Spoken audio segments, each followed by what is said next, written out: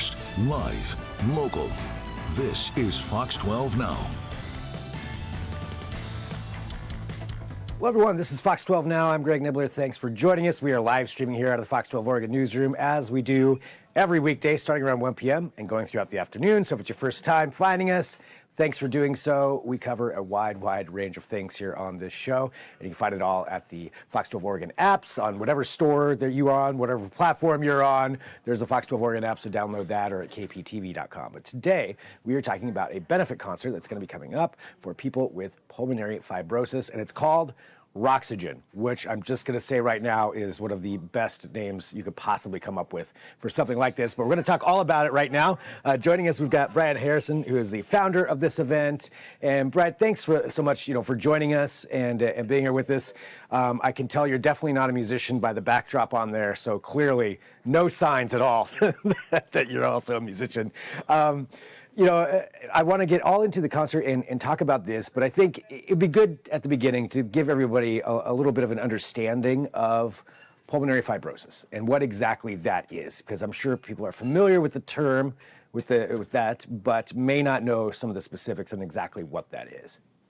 Well, there's actually about 200 different types of pulmonary fibrosis, but the most common one is idiopathic. It's called IPF. And then there's various other sorts of pulmonary fibrosis. IPF is probably about 60% of the cases. And how it's explained to me and how I became aware of it through a friend who has it, that it's a scar tissue that builds in the lungs. It's not necessarily cancer. Cancer spreads. Well, this is also spreads, but it's a scar tissue, and it just kind of takes over. So Gotcha. It eventually just suffocates you. It doesn't allow toxins to be filtered anymore through your lungs. It'll enter your bloodstream. Oxygen levels go down, toxin levels go up, organs can shut down, things like that. Typically, the research I've done and my awareness of it is, it's like 3 years from diagnosis, and only about 20 to 40% of people with IPF make it to 5 years. Currently, the person I know who is suffering through this right now is on year 5 and is chugging along and doing the best he can. So, but yeah, the awareness of this disease was brought to my attention 5 years ago. And so, based on some of the other charities that I've done in the past, starting in 2012, we've done for New Avenues for Youth, and we've also done for autism and whatnot. And this round, with some talks with my friend, and he says, it'd be really cool, Brian, if you could do it for Pulmonary Fibrosis Foundation, because there's no cure, and actually there's now it's rising. There's 30 to 40,000 new cases per year. There's only like a little over 100,000 in the United States right now, but now that they're reporting 30 to 40,000 new cases per year, that's obviously going to rise. So that's what I know about pulmonary fibrosis. It's not a fun disease. No, certainly not. And yeah, that's a huge rise. I might need to do a separate segment just finding out more about that side of things. But knowing that, right. And for your friend going through that. So for this concert for Roxygen, what is it? I guess we'll get into the show itself, but for Roxygen and for this benefit, how will the funds be applied for people, to help people with pulmonary fibrosis? Okay, the donations are going. If you go to Pulmonary Fibrosis Foundation, just online, pulmonary. I think it's in Chicago. It's a nationwide organization, and they have satellites and affiliates in different, pulmonary doctors and things throughout the United States. It goes direct for research and assistance for people with PFF. Nice. Go ahead. Yeah, and in the site, actually, if you go to Pulmonary Fibrosis Foundation, actually, if you were to search Roxygen, we have a lot of info there, and it's a direct donate. So the way we set it up is a lot easier for us than it has been in the past for some of our other charities. It's kind of set up where everything that people donate and everything is kind of facilitated through, goes right to them. So I don't have to be a middleman and figure out a lot of stuff here and there. So that's great. Yeah, most of it's handed directly right to PFF. So That's good on all accounts. Like you said, that way you can just get directly there, not have to deal with all the middle person stuff. Yeah, I gotta deal with some T-shirt sales though, but we're just setting up a little reader and a separate account, and it'll all go that way. But Oh, that's great. Well, yeah, let's talk about the show. So you decided, to put on the show and give us the, how this is built up. okay, I'll try to make this quick because I have to kind of give you the bit on how it started and the meaning behind not just for PFF but what it does for the community and the musicians that are involved.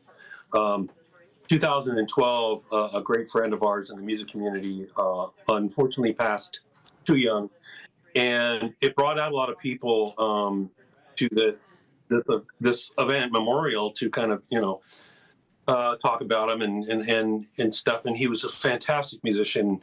And this is about 10 to 12 years after a lot of these people that I'm talking about kind of went out of the I guess the circle of out playing a lot and everything. And we're talking about a lot of rockers from the 80s, 90s, and stuff like that. And a lot of them kind of, okay, the band and it's done, and I'm going to get a family, I'm going to get a house, get a real job, and blah, blah, blah. So anyway, coming across this memorial for this friend, all of a sudden we're in this little hole in the wall in Milwaukee, and there's like 200 people in there. And it's like people I haven't seen forever, and musicians that I remember seeing on stage all the time.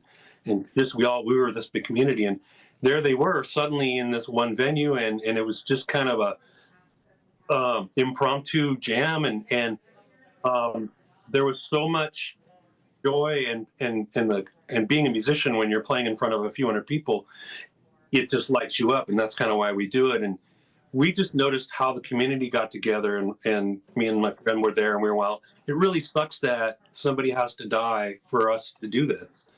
Look how much fun everybody is having. Look how much joy is in the room because of the music. And so we decided we would continue that, and we decided, well, we need to do it for a good cause. This is for our dead friend, of course. Let's do it for a charity. And so we started that. And what we do is we harness about 40 to 50 musicians that we know in the Pacific Northwest. Some of them are local, some of them are national. And we put them in super groups, okay? And we assign them their job for a set of music, right? So it's like a 3 or 4 song set. And let's say we're going to do a set with the Eurythmics in it, or Led Zeppelin, or whatever, and we're going to pick some really great songs. And so we handpick the musicians that fit, like, oh, this singer can really kill that song, or this guitar player, oh, we need him in that set because there's some pretty, So we handpick and we mold these super bands together. And at the same time, we're introducing these musicians to other musicians they may have not played in a band with. Maybe they've heard of each other. Oh, you used to be in that band, or yeah, I'm in this band. And it kind of forces them into this position where they have to kind of get to know each other. They're rehearsing their music together and putting on this show. And then, the best thing is, like, it's going for a great cause, and they're guaranteed a packed house. They get to play in front of a bunch of people. And some of these musicians have been out of it for a while. Some of them are still very active that are participating in this, but some of them are not. And so we kind of pair these people up. And I've done 8 of these since 2012 to 2019. We had a kind of we called it MOR PDX, Monsters of Rock Portland. We did 8 of them, and they were all packed or sold out. We were doing them at Dante's and Star, and all the footage that I always review from those events, whether it's the performances or the crowd, there's so much happiness and joy and fun because these guys, they raise the bar. I pick really good. I mean, we get musicians in there that they know what they're doing. Yeah. I don't need to worry about them raising up to the occasion. In fact, they want to prove it. They're really good at raising the bar and friendly competition between some of the other bands, and we really hype it up. And it blew me away. It's like when you watch a show and you just can't stop smiling because of the joy that is happening with the musicians, the cause, you know, we're raising money for something important. Everybody just has such a good time, and those are one of the moments that, you know, everyday life can be really really hard.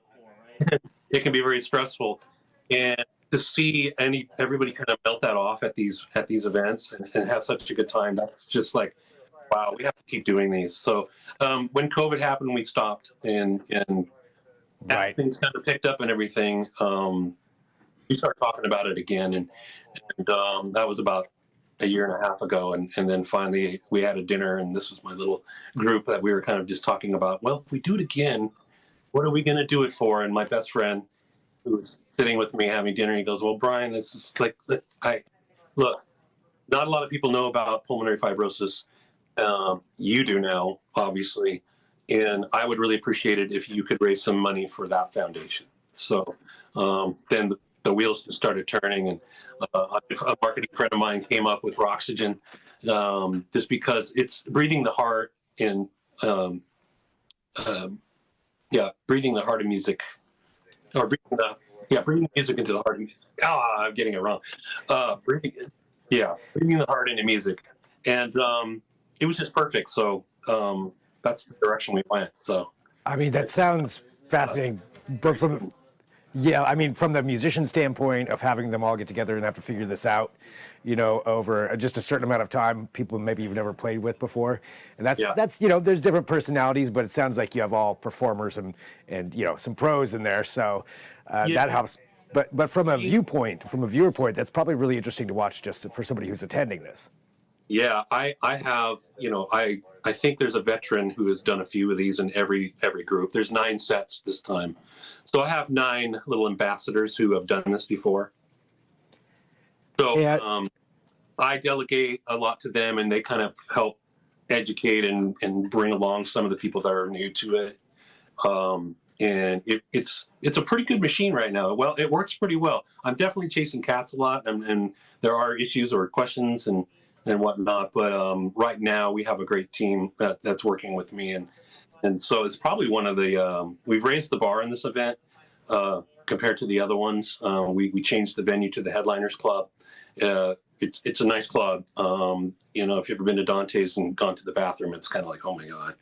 And Yes. it's in a part of town. It's kind of like it's a little sketchy, and so obviously for even a more high caliber of donor, let's say, who's maybe not used to seeing the seedy side of rock and roll. Yeah. We kind of learned from that situation, going, well, let's put it in a little nicer venue. So why not take across from Bridgeport, right, in the Headliners Club, which used to be the former the Garages. I don't know if you know that club or not. But. Oh, okay. All right. I do. So the Headliners Club, and let's let everybody know when, where, and how they can support and attend. Okay, it's February 22nd. Okay, and it's at the Headliners Club, which is in Lake Oswego. It's just right across from Bridgeport on the other side of the freeway there. And the doors are at 7, and music starts at 8. We got great MC, Tim Taylor from KGN. We got we have some special guests. We have auctions, silent auctions going on. Actually, that seafoam green guitar right there, that's one of them. That's a build that we had. It's an amazing guitar. I like it a lot. But we have a few guitars, and we have a lot of other friends and family have kind of stepped up, and there's like a live edge table there that's really beautiful. There's just a bunch of stuff like that. That we're gonna have a raffle on a guitar from 5 Star Guitars. Those guys from 5 Star's always been involved with every single one of these events. But yeah, and I think we got a comedian, and the selection of songs and the way we build it from start to finish, it's a flow. It definitely creates an energy, and I'm really excited for this one. Every one of them has been awesome, and this one's just going to be another one just to kind of look back later and go, wow. And I hope we're able to raise a lot of money and maybe hit a record this time on this one. So we'll see. well, congratulations, on getting this set up, because I'm sure that is a lot of work, because you mentioned like herding cats a little bit sometimes. Yeah. But what an amazing cause, and getting all of these people together, as part of that community. It's really awesome. And so everybody can go there, take a look, and learn more about it. and you know, it's a win-win on so many levels. Honestly, it really is on what happened with the musicians involved.